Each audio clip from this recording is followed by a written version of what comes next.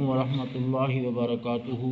قال النبی صلی اللہ علیہ وآلہ وسلم ما اکل احد طعاما قط، نہیں کھایا کسی نے کوئی بھی کھانا خیرم زیادہ بہتر من ان یاکل من عمل یدہ، مگر جو اپنے ہاتھ کا کمایا ہوا ہو۔ یعنی انسان نے روزی تو کھانی ہے، روٹی تو کھانی ہے، لیکن تاجدار مدینہ صلی اللہ علیہ وآلہ وسلم ارشاد فرماتے ہیں سب سے بہترین کھانا کیا ہے؟ بندہ ہاتھ سے کما کر کھائے، یعنی محنت کر کے، مزدوری کر کے، جائز طریقے سے کھانا۔ عام طور پر ہمارے ہاں مزدور کو کوئی اچھا نہیں سمجھا جاتا کہ مزدور ہے، نہیں۔ رسول اللہ صلی اللہ علیہ وسلم نے فرمایا جو بندہ کسی کے ہاں مزدوری کرتا ہے اور وہ ٹھیک مزدوری کرتا ہے، لیکن وہ اس کو پوری ادائیگی نہیں کرتا، یعنی ظلم کرتا ہے، جیسا کہ ہمارے پاکستان میں بھی جو مجبور لوگ ہوتے ہیں ان سے کام زیادہ لیتے ہیں، لیکن جب ان کو دینے کی باری آتی ہے تو ہاتھ کھینچ لیتے ہیں۔ تو رسول اللہ صلی اللہ علیہ وسلم نے فرمایا پھر میں اس بندے کی طرف سے آ کے لڑوں گا روز قیامت۔ یعنی مزدور کو مزدوری نہ دینا یہ ایسے ہی ہے کہ پھر رسول اللہ صلی اللہ علیہ وسلم کا سامنا کرنا پڑے گا۔ اور تاجدار مدینہ صلی اللہ علیہ وآلہ وسلم نے فرمایا کہ مزدور کی مزدوری اس کا پسینہ خشک ہونے سے پہلے اس کو دے دینی چاہیے، اور حضور نے فرمایا کہ مزدور سے اس کی طاقت اور استطاعت سے زیادہ کام نہیں لینا چاہیے، اور اگر آپ اس سے کام لیں تو پھر اس کی مدد کریں۔ ایک بندہ مزدور کو کہتا ہے 200 کلو والی بوری اٹھاؤ، بہت بھاری بھرکم بوجھ اٹھاؤ، وہ بیچارہ اٹھا نہیں سکتا۔ اگر اب وہ نہیں اٹھا سکتا تو پھر آپ کہیں کہ میں بھی آپ کے ساتھ اٹھواتا ہوں اور مدد کرتا ہوں۔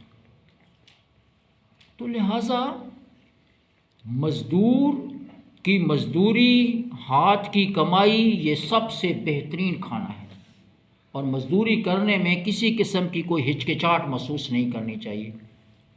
اللہ تبارک و تعالی مجھے اور آپ سب کو اس حدیث کی روشنی میں اپنے ہاتھ سے اور مزدوری سے اور حلال اور جائز طریقے سے اپنے بچوں اور اپنا پیٹ پالنے کی توفیق عطا فرمائے۔